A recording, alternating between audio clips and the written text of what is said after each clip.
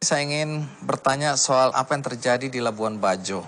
Karena kita lihat di berbagai pemberitaan, Pak Jokowi sebagai presiden marah-marah, ya. Kemudian dia mengatakan BUMN manja, ya, tidak proaktif, malu-maluin, ditutup aja, dan seterusnya, dan seterusnya. Orang menoleh kepada Anda. Menterinya ini kan Erick Thohir. Tapi sebelum kita lanjutkan, ada baiknya kita lihat dulu statement Pak Presiden. Jangan sampai yang namanya BUMN itu seperti birokrasi. Ruwetnya aja Pak. Pak Menteri sampaikan kepada saya, ya, Pak ini ada perusahaan seperti ini, kondisinya BUMN. Kalau saya langsung tutup aja. Gak ada. Selamat-selamatin gimana kalau sudah kayak gitu. Terkesan Pak Jokowi marah. Ya ada kecewanya pasti di situ juga. Dan kemudian Anda dituding lagi. Ini Erick Thohir yang harus bertanggung jawab. Bisa Anda jelaskan soal kemarahan ini?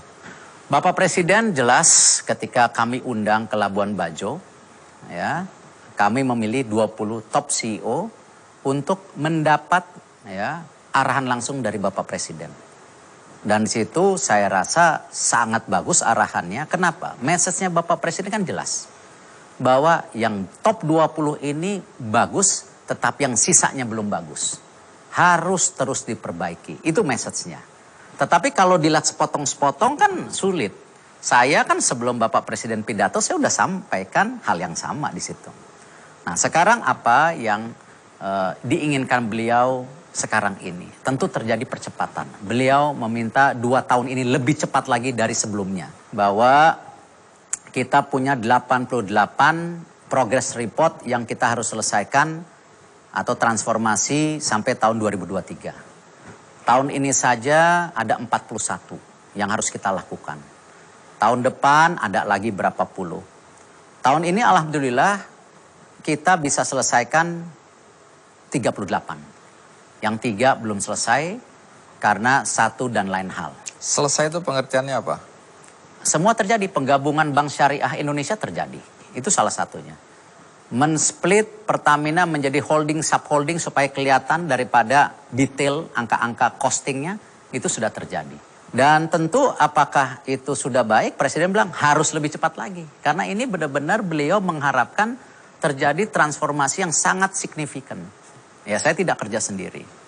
Nah, di situ konteksnya memang Presiden menginginkan percepatan. Dan saya terima. Dan itu sejalan dengan visi kita semua. Tidak lihat dari clickbait-nya media.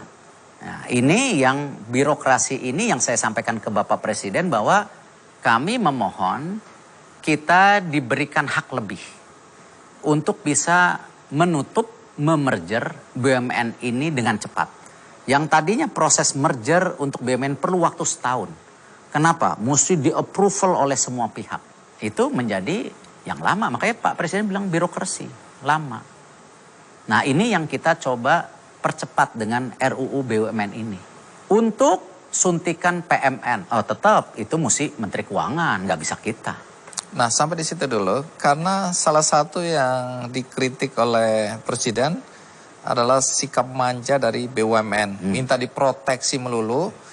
Kalau dia rugi, kemudian minta suntikan dana PMN. Setuju. Ya, penanaman modal negara. Dan ini kan uang APBN, uang rakyat. Itu yang saya bilang sangat setuju. Ini bukan, berapa kali saya bikin statement. Ketemu direksi BUMN. Bahwa ini sekarang eranya pasar bebas. Apalagi dengan digital. Yang namanya jualan e-commerce saja seluruh dunia bisa pesan sekarang. Bukan era proteksi lagi. Karena itu saya sering mencontoh ada 2 ya, atau 3 BUMN yang open market bisa bersaing. Salah satunya di industri perbankan. Di mana perbankan kita BRI, Mandiri, BNI, BTN, BSI sekarang lahir itu bisa terbuka bersaing dengan swasta dan asing. Telkomsel bersaing dengan Indosat, dengan XL. Semen Indonesia bersaing secara terbuka. Ini yang kita harapkan di 12 klaster, yang tadi 12 grup yang saya sampaikan di awal, itu mereka 12 grup itu harus bisa bersaing secara pasar. Tapi banyak orang khawatir, karena ini lihat sejarah, bahwa BUMN kita tidak akan mampu bersaing ketika proteksi itu dilepas. Himbara bisa, Telkom bisa. Artinya bahwa tuduhan atau ketakutan bahwa BUMN kita tidak bersaing itu menurut Anda tidak benar juga? Tidak benar, tapi juga ada benarnya untuk sebagian besar yang belum siap berubah. Nah, karena itu salah satu konteks yang saya dengan Bu Sri Mulyani duduk bersama dengan kementerian terkait mengenai PMN. Karena kalau kita lihat PMN yang diajukan saya hari ini itu mayoritas PMN penugasan. 75% PMN penugasan. Pengertiannya apa? Penyelesaian jalan tol Trans Sumatera, penyelesaian juga tol di beberapa titik. Jadi bukan sesuatu yang corporate action. Artinya dibolehkan? Yang memang konteksnya pembangunan infrastruktur ini kalau dihitung secara bisnis hari ini tidak visible. Tetapi kalau jangka panjang akan visible. Jadi yang ini dibolehkan? Itu bagian penugasan konteksnya. Contoh apa lagi? Di situ memang saya mengajukan 20% ya PMN restrukturisasi. Apa? Itu untuk Jiwasraya yang 20 triliun lebih. Dan ini sudah penyakit dari tahun 2006-2012 yang selama ini tidak bisa diselesaikan. Dan kadang-kadang persepsinya ini Bumi Putra pun BUMN bukan. Bumi Putra bukan BUMN. Ya, jadi Jiwasraya BUMN dimiliki negara. Nah ini yang kita selesaikan. Karena kita nggak mau Bang Andi mendapat amanah. Kita nggak nyelesain tugas kita karena selesaikan takut. Itu berarti selamatkan. Iya, selamatkan Jiwasraya. Kenapa? Nasabah-nasabahnya kan terkorupsi. Yang korupsi sekarang sedang dituntut oleh Pak Jaksa Agung seumur hidup. Dan ini suatu percontohan yang baik apa? Tindak pidana korupsi yang memang terbukti. Nah ini kembali, jangan fitnah, terbukti. Saya juga nggak mau fitnah sama yang melakukan korupsi di Jiwasraya. Dan itu direksinya kena di rootnya. Yang bermain juga kena. Nah, tapi dengan fakta dan data, bukan fitnah. Karena itu proses hukumnya ada. Dan sekarang Pak Jaksa Agung berjuang bagaimana ada tuntutan seumur hidup. Dalam konteks proteksi, kita bicara Garuda sekarang. Pro kontra di luar. Garuda dengan utangnya yang puluhan triliun itu, kemudian setiap bulan katanya kerugiannya 1,4 triliun.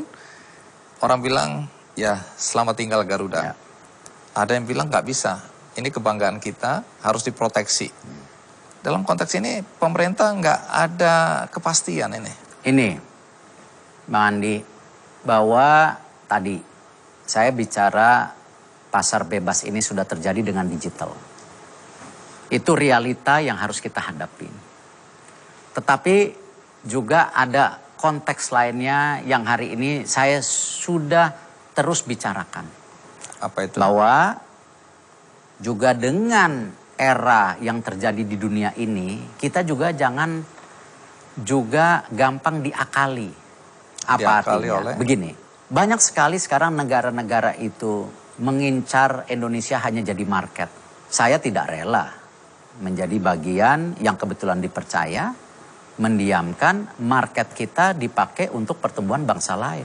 Jadi ada konspirasi untuk mematikan Garuda? Saya tidak bicara Garuda, ini konteks besarnya sebelum Garuda. Saya ingin, dan saya rasa Pak Presiden juga sama, bahwa market kita harus dipastikan menjadi pertumbuhan bangsa kita, jangan bangsa lain. Karena itu ada yang namanya hilirisasi, yang di sumber daya alam. Nah Garuda ini, ya ini bisa kanan kiri. Bahwa begini, sejak awal Garuda bisnis modelnya sudah salah. Dan ini sudah berlanjut ya puluhan tahun. Dan meledaknya sekarang karena apa? Covid juga.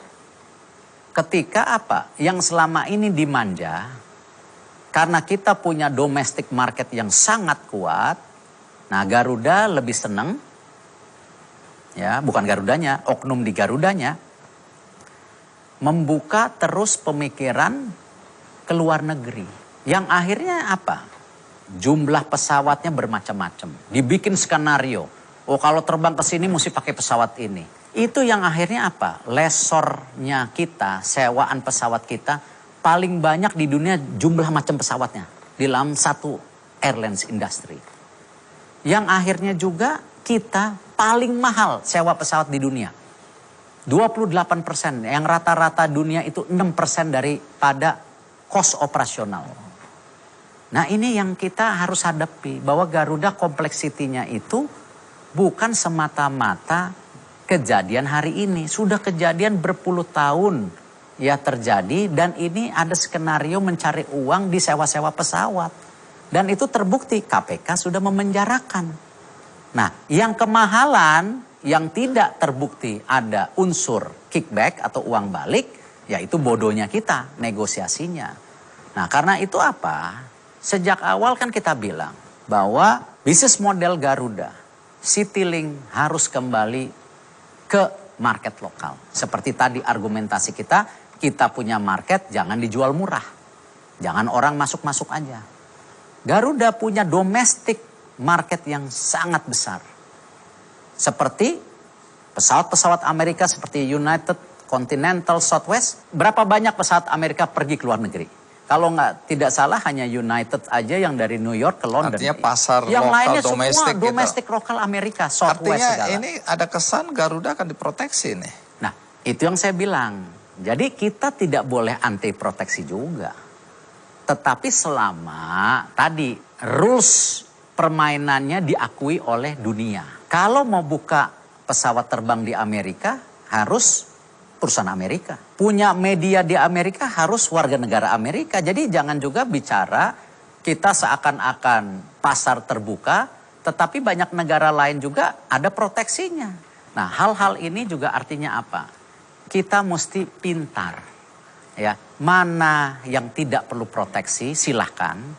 Mana yang perlu proteksi tetapi bukan berarti merugikan negara. Bahwa dia bisa sustain secara bisnis tanpa suntikan negara. Nah ini nih, jadi bukan proteksi yang suntikan negara terus. Jadi Garuda atau Citylink kalau fokus aja dalam negeri, dia punya revenue dan bottom line akan jauh lebih sehat. Jadi Garuda akan dipertahankan. Hari ini kita harus masuk dulu proses restrukturisasi Garuda. Di mana kita harus negosiasi sewa yang ada kasus korupsinya dan ada tentu kemahalannya sampai 28% dibandingkan negara lain 6% jadi 22%. Kita harus jalan ke situ dulu. Bukan pilihan yang mudah. Setelah ini direstrukturisasi, ya, bisnis modelnya kita harus fokus dalam negeri untuk berapa tahun ke depan untuk menyehatkan keuangan daripada Garuda. Dan kemarin DPR sudah memutuskan tidak ada PMN dari APBN. Nah dari ini juga saya lagi mau duduk. Ini konteksnya apa? Misalnya BUMN yang nyuntik dengan cash flow-nya BUMN. Atau kembali mengundang lagi secara pasar. Ya. Nah ini konteks yang kita sedang lakukan. Tapi pasti perbaikan Garuda harus dijalankan hari ini. Seperti kemarin kita tidak menutup mata Jiwasraya harus diselesaikan juga saat ini. Nah kalau Garuda baru awalnya. Baik. Nah inilah penting ke depan konsistensi daripada Garuda. Dan kita tidak menyerah Pak Andi. Buktinya kemarin kita dengan segala kesempitan dan kesempatan tanda tangan code sharing sama Emirates. Ya, jadi masih ada kepercayaan masih Garuda. Dipercaya. Tetapi kita jangan cinta buta. Ya, cinta buta yang akhirnya juga membahayakan pengambilan keputusan. Dan juga membahayakan Garudanya sendiri. Nah inilah posisi-posisi yang memang tidak mudah. Nah itu bagian tanggung jawab BUMN.